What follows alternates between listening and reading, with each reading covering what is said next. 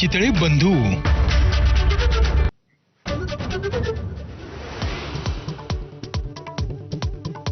मनसे अध्यक्ष राज ठाकरे आणि देवेंद्र फडणवीसांमध्ये वर्षा निवासस्थानी 50 मिनिटं खलबतं.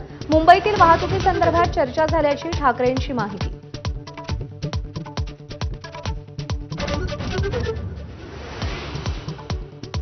मुंबईतील विकास कामांचा फडणवीसांना आराखडा दिल्याची राज ठाकरेंची माहिती. टाऊन आहे पण प्लॅनिंग नाही, सरकारवर टीका तर रस्ते बनवणं हा धंदा असल्याचाही टोला लगावला.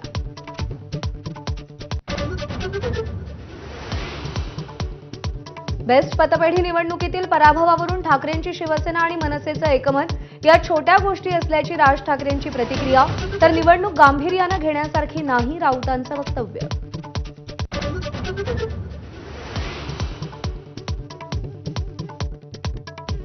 कथित शिखर बँक घोटाळा प्रकरणी आमदार रोहित पवारांना मोठा दिलासा. 25,000च्या वैयक्तिक जात मुचलक्यावर जामीन. ईडीच्या अधिकाऱ्यांवर राजकीय दबाव असल्याचा रोहित पवारांचा आरोप.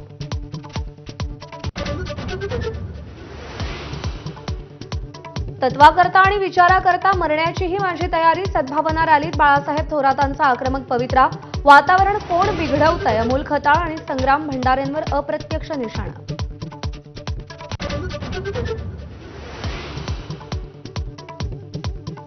उपराष्ट्रपती पदाच्या निवडणुकीसाठी मुख्यमंत्री फडणवीसांवर मोठी जबाबदारी. एनडीए उमेदवारासाठी महाविकास आघाडी नेत्यांशीही चर्चा करणार.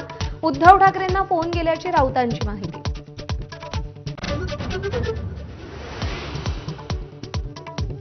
वर्ध्यात अजित पवारांची जिल्हाधिकारी कार्यालयात आढावा बैठक. केवळ 2 आमदारांची हजेरी. पालकमंत्री पंकज भोयर परदेशात, तर सुमित वानखेडे आणि दादाराव केचेंची दांडी. नाशिकमध्ये कंत्राटदारांचे सार्वजनिक बांधकाम विभागाच्या कार्यालयावर आंदोलन. शासकीय कामं करूनही मोबदला मिळत नसल्याचा कंत्राटदारांचा आरोप.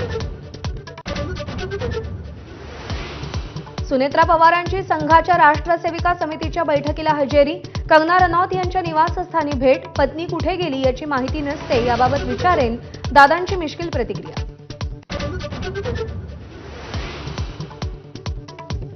नाशिकमध्ये मंत्री छगन भुजबळांची आज कुंभमेळा तयारीची आढावा बैठक. कुंभमेळा मंत्री गिरीश महाजन असताना भुजबळ बैठक घेत असल्यानं चर्चांना उधाण.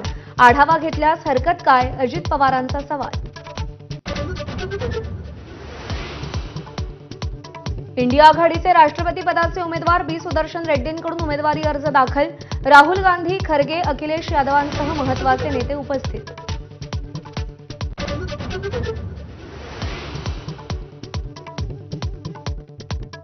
नाशिकमध्ये आजही पावसाचा जोर कायम राहण्याचा अंदाज. गंगापूर धरणातून पाण्याचा विसर्ग सुरू. दुतोंड्या मारुतीच्या छातीपर्यंत पाणी. पुणे जिल्ह्यातील वेल्हे तालुक्याचं नामांतर, नवं नाव राजगड असेल. मुख्यमंत्र्यांच्या सूचनेनंतर महसूल मंत्र्यांचा निर्णय.